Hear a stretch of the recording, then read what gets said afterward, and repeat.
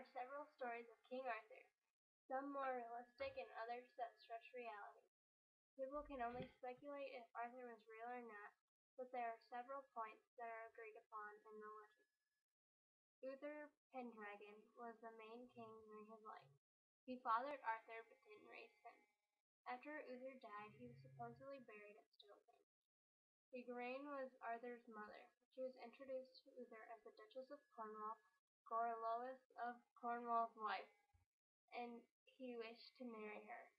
He had Merlin disguise him as her husband and impregnated her. Igraine already had a daughter, Morgan Le Fay.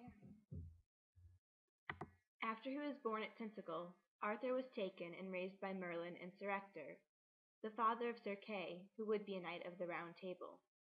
With them he learned combat and logic. Merlin was Arthur's advisor and wizard. While Arthur was with Merlin, the knights were competing against each other. After Uther's death, there appeared a sword in a stone.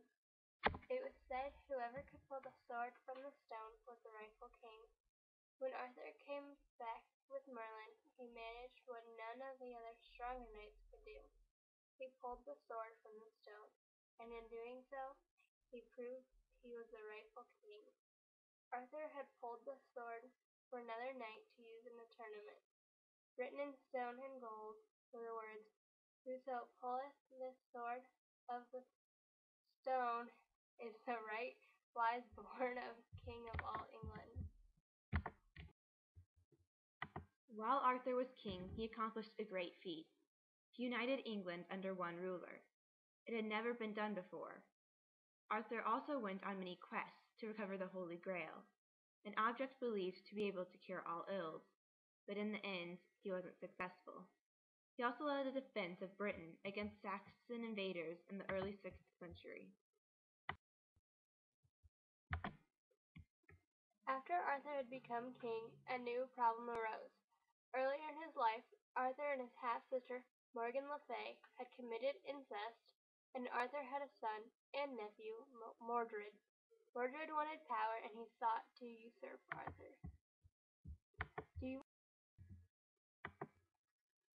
Arthur fought a few battles during his reign, and during one of them his sword, the one he had pulled from the stone, broke. Afterwards Merlin went to the Lady of the Lake, a spirit woman, and she gave him Excalibur, the magical sword Arthur wields. The Lady of the Lake is often viewed as a helpful character, since she gives Arthur Excalibur, but some accounts portray her as devious. She is thought to have trapped Merlin in a cave for several years.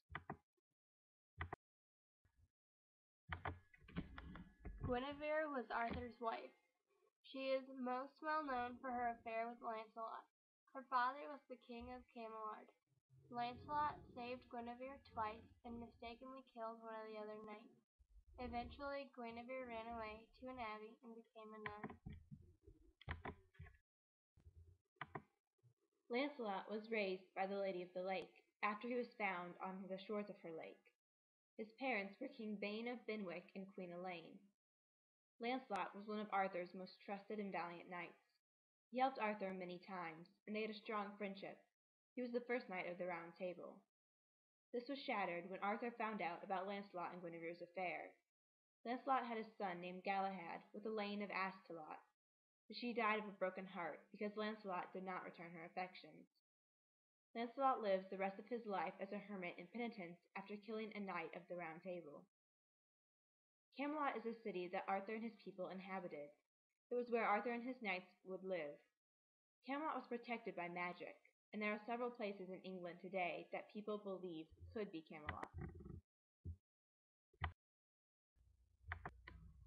One of the most well-known parts of Arthurian legend is the Round Table. It is located in Camelot and is where Arthur and his knights would meet. It was round because Arthur believed no man was greater than another, not even a king. And having the table be round means that there was no head and everyone was equal. Some of the knights were Sir Gawain, Sir Geraint, Sir Tristan, Sir Kay, Sir Bedivere, Sir Percival, and Sir Gareth. Arthur and Mordred had several confrontations. but the most devastating was the battle at Badon Hill.